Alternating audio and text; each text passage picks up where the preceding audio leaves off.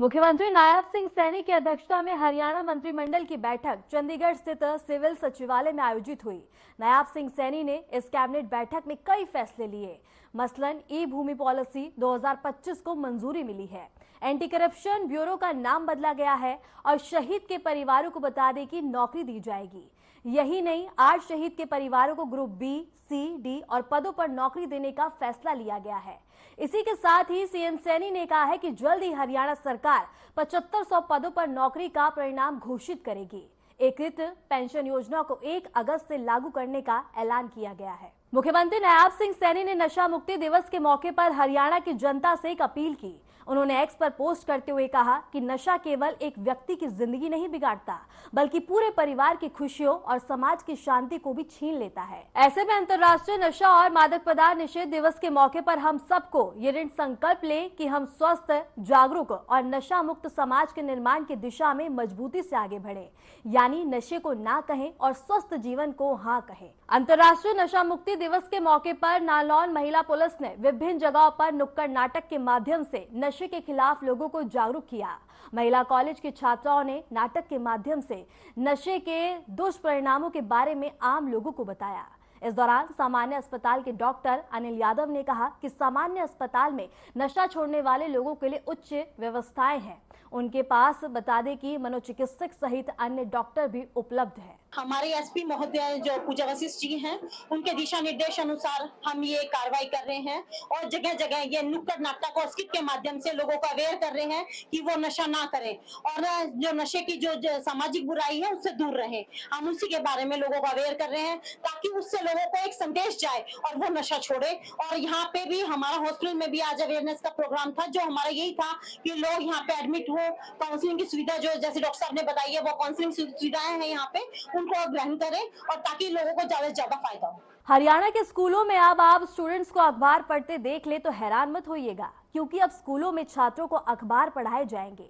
जी हां, प्रदेश के हरियाणा विद्यालय शिक्षा बोर्ड से मान्यता मिली है कि अब सरकारी और प्राइवेट स्कूलों में छात्रों को अखबार पढ़ाए जाएंगे, जिसके चलते हरियाणा विश्वविद्यालय शिक्षा बोर्ड ने सभी जिला और शिक्षा अधिकारी को पत्र लिखकर निर्देश भी जारी कर दिए हैं।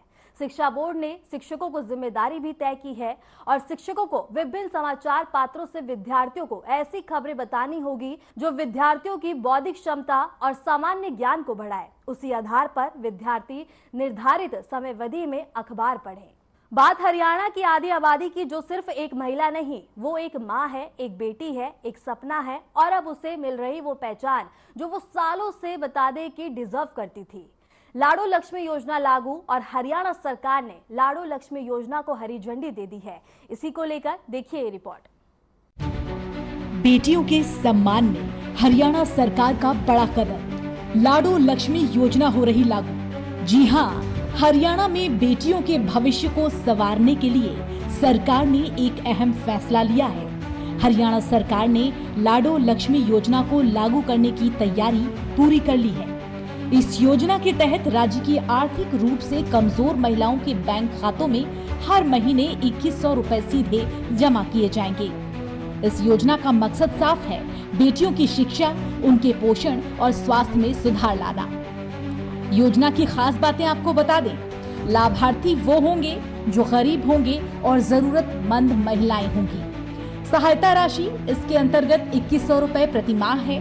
ट्रांसफर मोड है डायरेक्ट बेनिफिट ट्रांसफर, यानी कि डीबीटी के जरिए। और इस योजना का मकसद बेटी के जन्म, पालन पोषण और शिक्षा में सहयोग। जी हां, नायब सरकार का कहना है कि ये योजना बेटी बचाओ बेटी पढ़ाओ अभियान को तो नई मजबूती देगी ही, साथ ही ग्रामीण और पिछड़े वर्गों की महिलाओं को भी इससे आर्थिक सहारा मिलेगा।